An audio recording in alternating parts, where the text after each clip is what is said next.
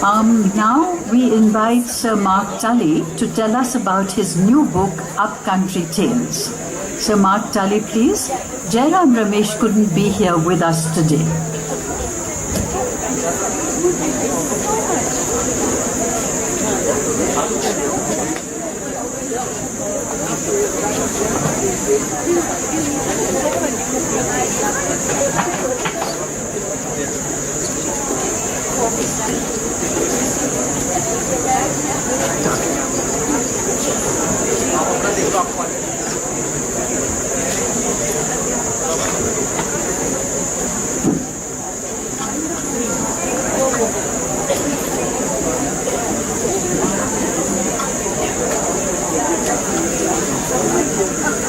Well, the mic's on.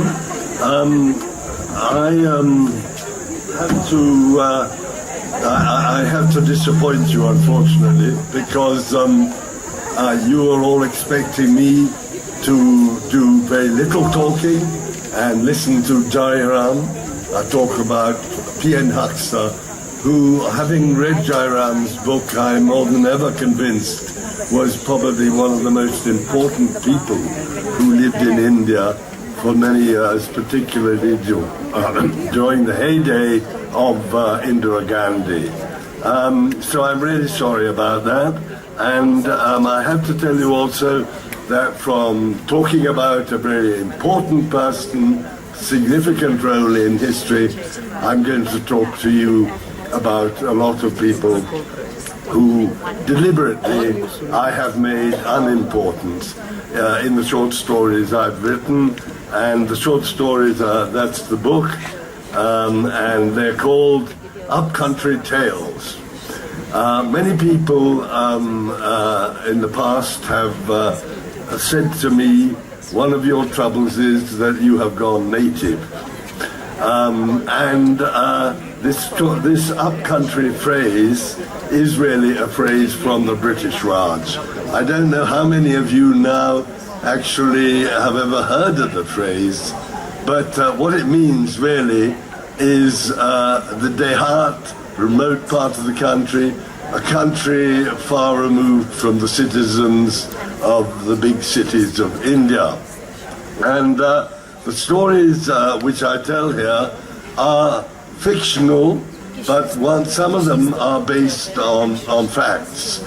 I chose fiction after writing quite a lot of books which were basically factual, because, as a reporter, always, anyhow, one is telling a story. But there comes a time sometimes when you feel, well, there's more behind this story than I can get in the facts. You are, in a sense, constrained by the facts. So once before, 20 years ago, I wrote a book of short stories, and then I had another go at it. And I've want to first of all say that these short stories are all about Eastern Uttar Pradesh. And Eastern Uttar Pradesh is a part of the country I'm rather very fond of. And there's a strange thing about it for me, is that I feel that incredible sensation that I'm sure many of you also feel from time to time. I feel I've been here before. And perhaps I invent this sensation, but I doesn't feel like that. But I have in a way been there before, because my great-great-grandfather was an opium agent in Eastern UP. My great-grandfather was a trader in Eastern UP. My grandfather was born on the UP Bihar border, and he became a indigo planter in Eastern UP. So I do have links with Eastern UP, and I think it's a very beautiful part of the country. It's a part of the country that many of you would have never gone to, I suspect. The Ganges there is very beautiful, and there's still some much more of the old days about the place. That atmosphere is different. Marked contrast, for instance, to Western UP. It's said to be full of gundas and gangsters and mafia and that sort of thing. But it's also got, of course, very simple, ordinary people living. And I wanted in these books to tell stories about unimportant people and distinctly not people who live in cities and not what you would classify as the Indian middle class. Because I do think there is a great deal of writing about the angsts of the middle class, but not nearly as much writing, and I think not nearly enough writing about rural India and about the people of rural India. And the other thing which runs through these stories in a way is my particular bête noire, should I say that? I don't know, really. I don't know. Maybe I should.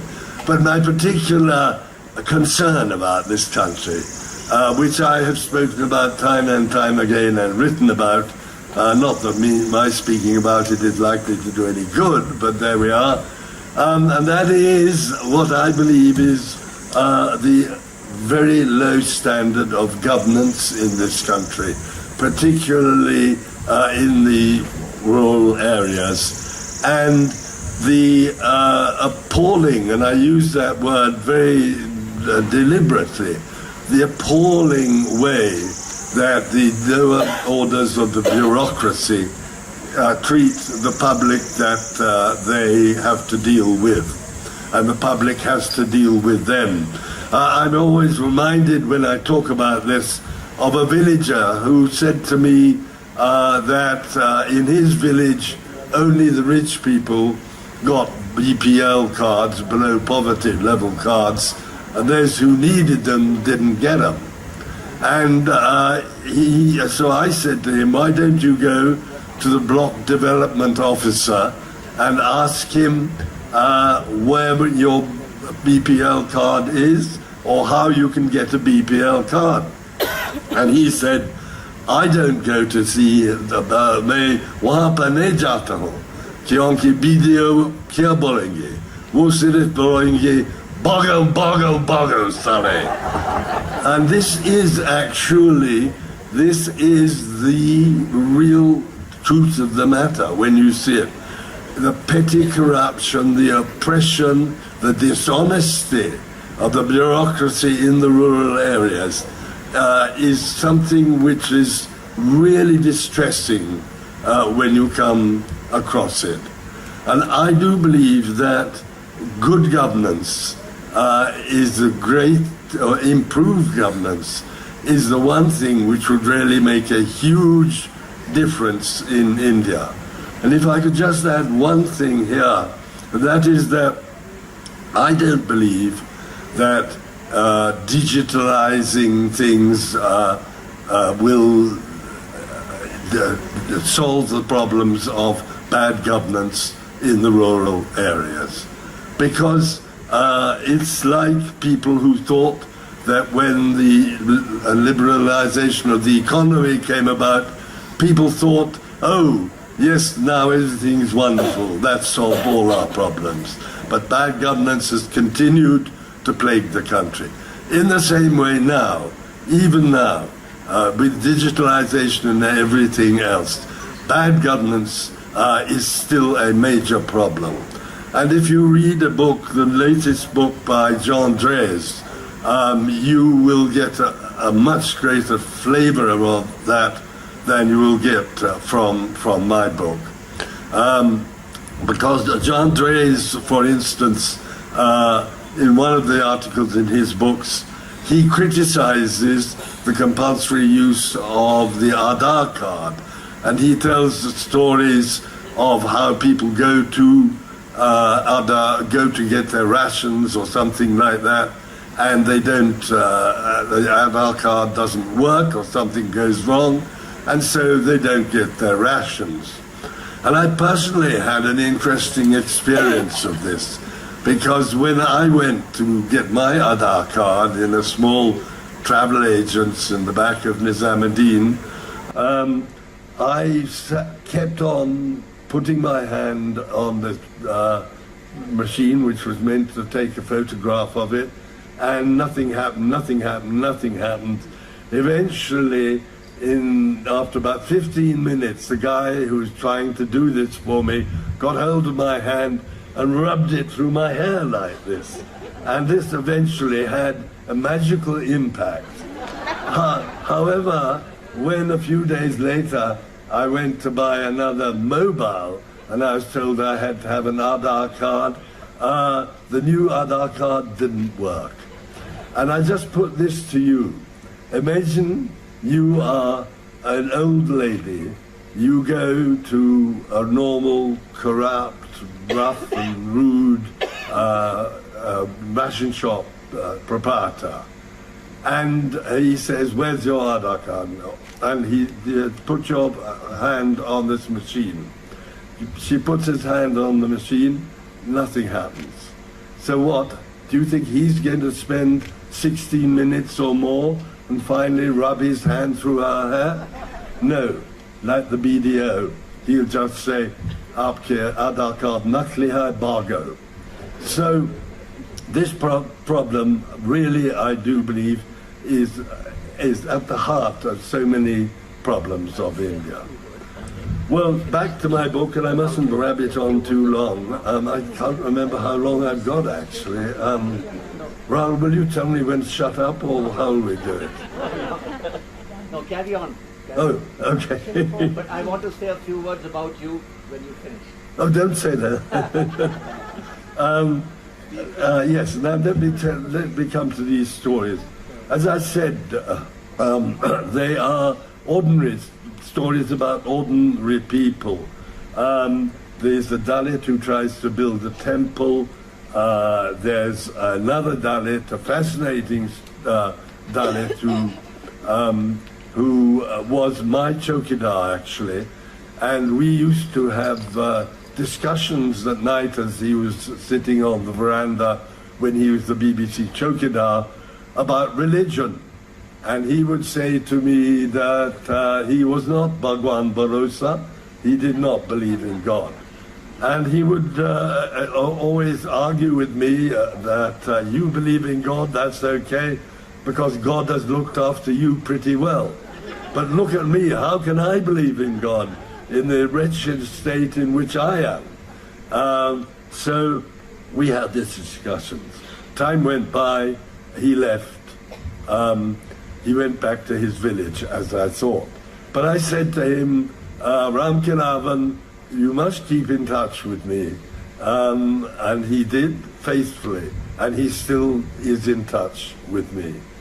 One day, after some 2 or 3 years or more, he rings me up and he says, Ram Kilavan, and I say, Aap kahan hai? And he says, Main mandir mein ho. I say, Mandir mein hai?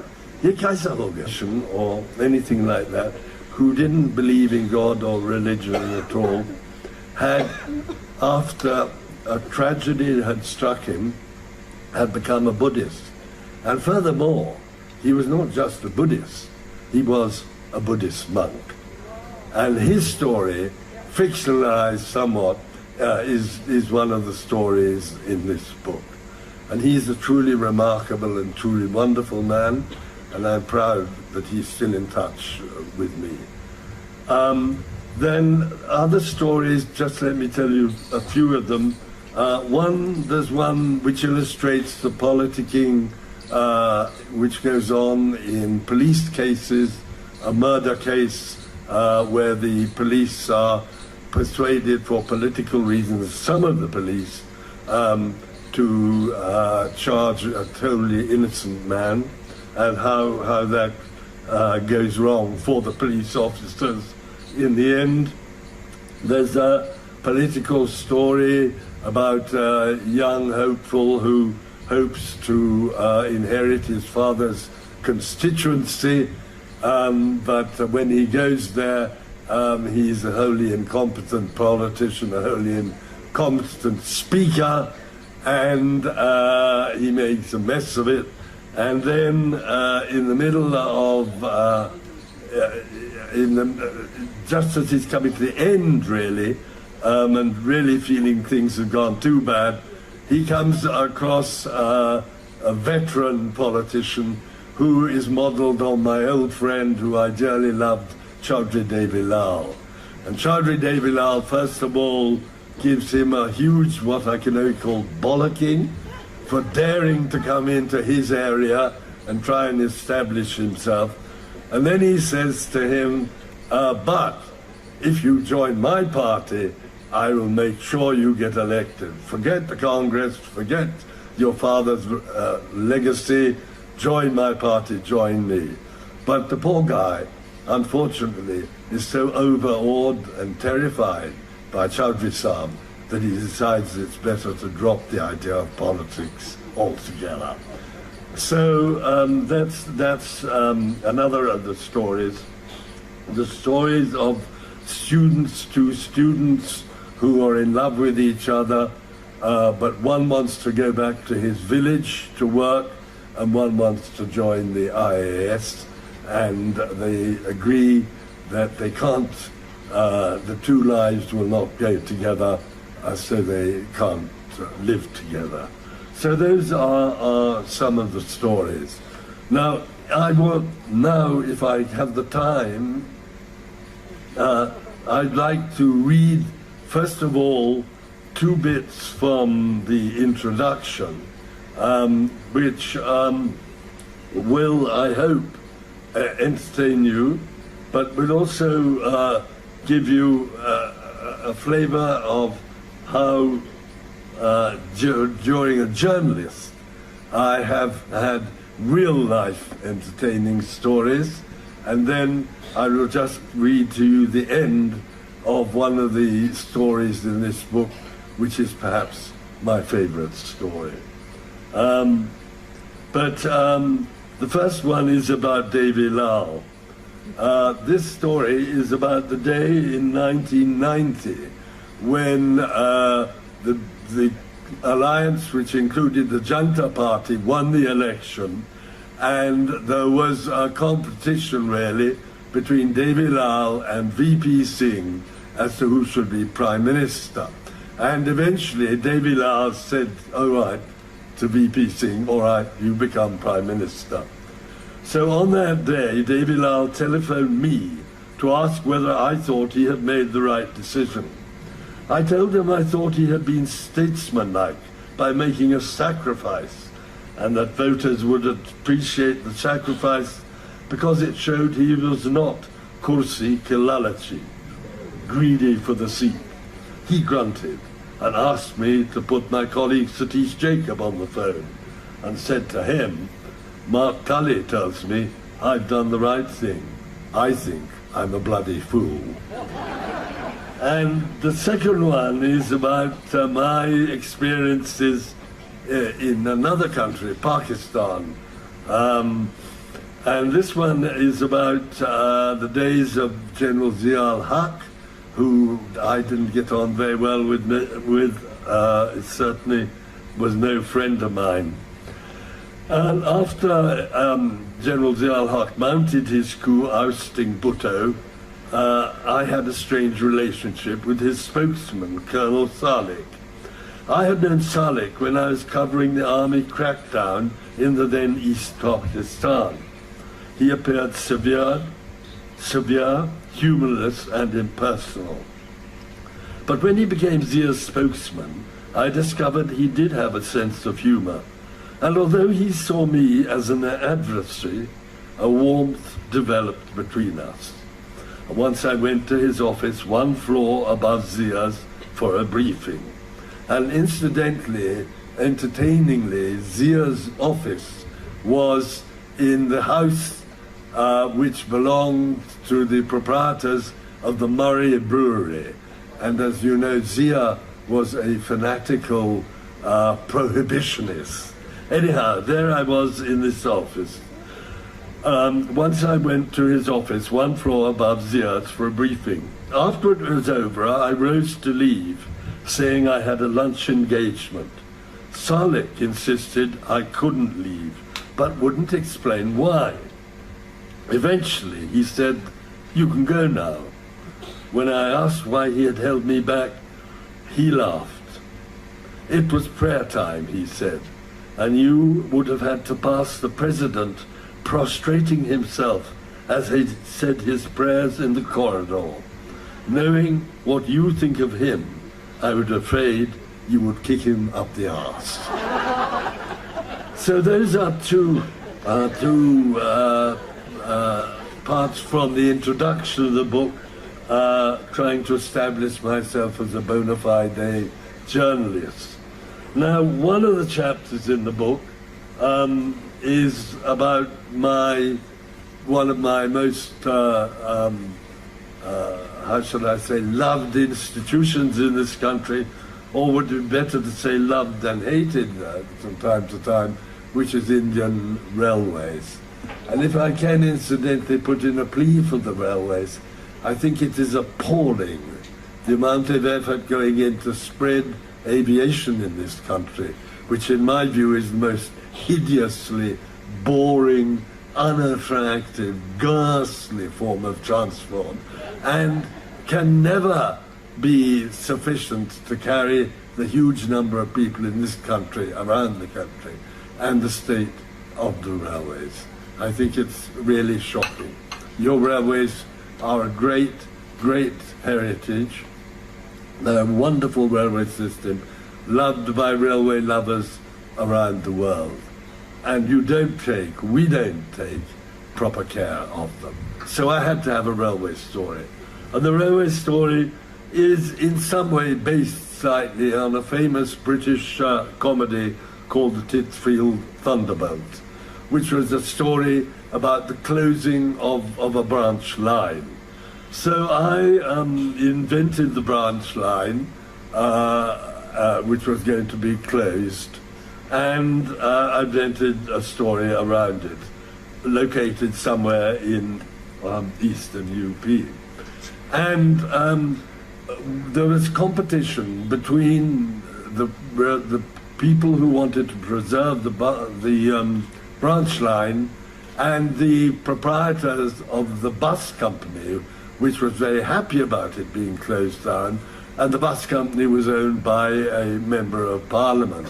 And the member of parliament was not a very pleasant man, and he is particularly notorious for being very mean.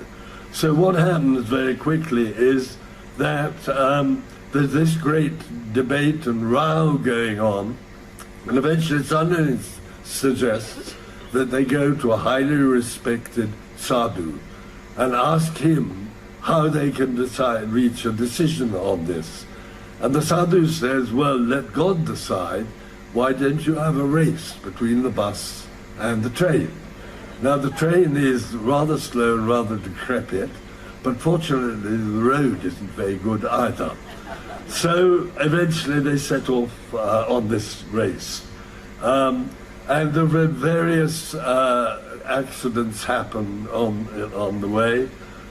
Even before the race, the bus people have hartals, which they try to block the progress of the train, and they do many other things like this. They stop having the hartals when the engine driver eventually says, well, to hell with you lot, and proceeds slowly but steadily towards the people sitting on the track, who disappear pretty quickly and don't try that trick again. But anyhow, these things happen. People attempts are made on both sides to hinder the bus and the train service. And then eventually the race does take place. And this is what happens at the end. At the end for me as well. It said the trains are coming towards the mainline station, the train and the bus are coming towards the mainline station, which is the place where the race is to end. And what happens there is then, with less than a kilometre to go, as the road curved towards Faridpur station, the bus engine choked.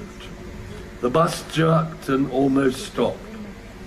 The driver slammed his foot on the accelerator viciously. The bus jerked forward again, only come to a full stop. The self-starter made no impact on the engine, which was stone dead. Driver Charanjit Yadav struggled with the ignition for a few seconds, and then, to the surprise of all the passengers, he was suddenly overcome by uncontrollable laughter. "Oh ho ho ho," he spluttered. "The bastard has finally got his just desserts." Barely able to get his words out between the gales of laughter shaking him, he went on, This is so wonderful, wonderful. The cheat has been beaten at its own game." "What on earth are you talking about?" the passengers asked. He explained, still spluttering with laughter, and a very rude word, has been cheated. Who's been cheated? The manager, the owner of this third-rate bus. I know he ordered more than enough diesel for the race. He showed me the receipt when he was giving me instructions, warning me he didn't want any hera-feri, like siphoning diesel out of the tank. But his own man has cheated me. It's obvious. It's the old trick. Get a false receipt, put in less diesel than the bill shows, and share the proceeds with the petrol pump. Voila. And as a result of the bus running out of petrol, what happened in Akbar, the engine chugged in, coming closer and closer, and won the race. Now the bell's ringing. I'll be ordered out. Thank you so much for listening so patiently. And if one or two of you buy the book, my publisher will be delighted. So will I. Thank you all very much.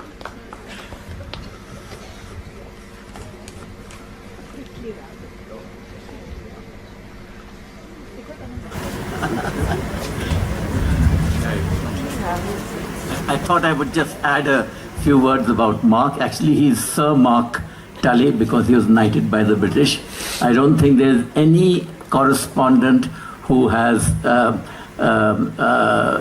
written and broadcast so fairly and accurately about India and the country. I'll just mention one anecdote to tell you how famous a man. This is going back to the 1980s, 84 or 85 or so.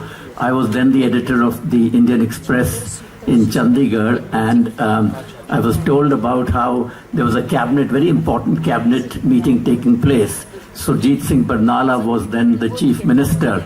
And Surjit Singh Barnala, at a very crucial time of the cabinet meeting, he stopped the cabinet meeting. He said, "Sorry, I have to go, and this cabinet meeting will take place a little later. I have given Mark Tully an appointment, and I must go and meet Mark Tully." So the cabinet meeting ended because Mark was waiting to interview Surjit Singh Barnala. So that's the kind of formidable reputation this man had. I might also add that one of his predecessors was a man called Sir Charles Wheeler, whom Mark must have known about. And his daughter happens to be here with us, somewhere in the audience, I think. Marina Wheeler. I don't know whether she's here at the moment, but she was here in the morning.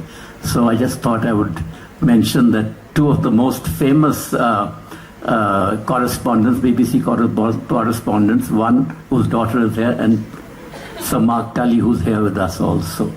Thank you, Mark.